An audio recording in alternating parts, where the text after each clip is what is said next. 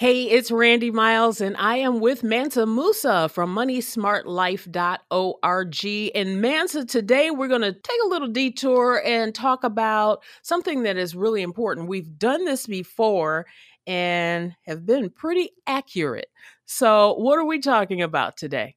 Well, we want to take a look at the post pandemic economic outlook and forecasts for our target audience, which is working class people. And what some of the things they should look out for, what should be doing right now, and those kind of things. Because things have changed, right? And as people become more and more comfortable, they'll be out more, they'll be spending more. So here's what we want to let people be aware of: be aware of oncoming inflation because there's so much money in the economy now and more coming.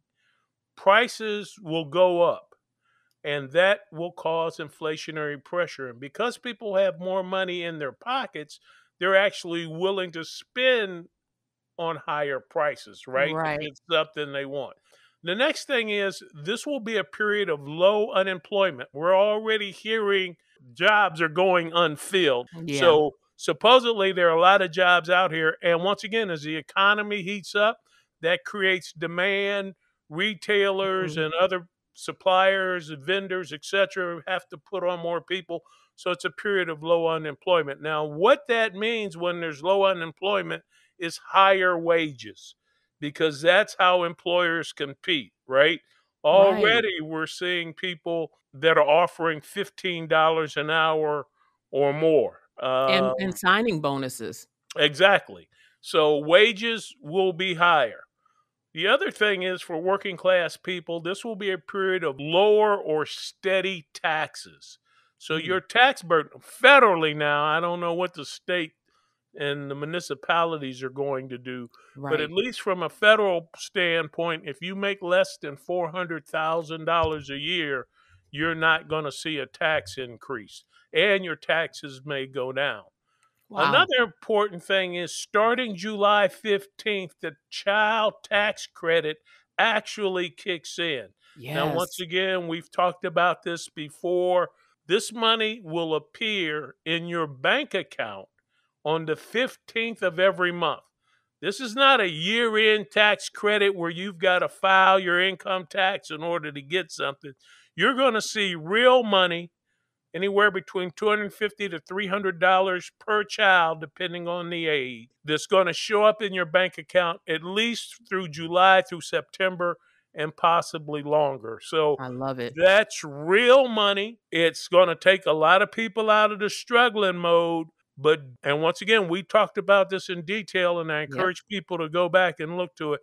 But use the money strategically. Yes, you Yes, have please. immediate needs and things you've been postponing. Get that, understand that, spend that money wisely, but also try to be strategic with it and use it to build toward the future. Now, Yeah. here's some of the things that you can do now with the change in the economic situation. In the Bible, when Joseph took over for Pharaoh to handle the famine and the years of plenty, right? He had a different strategy depending whether it was a famine or years of plenty.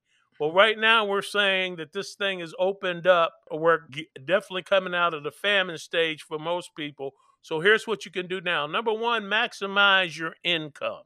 There's money around, maximize your income. Work extra hours, work extra shifts. Ask your company for a raise. There's wage pressure on these companies. Assuming your performance deserves it, now Right. that's an important Right. thing to keep in mind. You can ask for a wage increase. The next thing you want to do is rebuild your storehouse. Yes. We talked about the resiliency that a storehouse provides. We're talking about, remember, we said 3, 7, and 30 days worth of food and necessities. Now's the time to rebuild that. Here's the other thing: if inflation really does kick in, what you buy now is cheaper than you'd have to pay later. So Right. start now. It's summertime. Sometimes prices on foodstuffs and those things can be lower, but rebuild your storehouse. Try to get to that 30-day target You don't have to swallow the elephant in one bite. We're not Right. talking about doing this on one weekend, but be conscientious about it. The next thing Absolutely. and final thing we want to encourage people to do that are working is save a higher portion of your gross income through payroll deduction. Whether it's your Good. 401k, whether you can do payroll deduction directly from your check and have it deposited in a savings account or some account separate from your regular checking account, Yes. we encourage people to do that. Incomes are going up. One of our strategies before we talked about a while ago was save one raise, spend one raise, right? Right. So Right. save a higher portion of your gross income right now.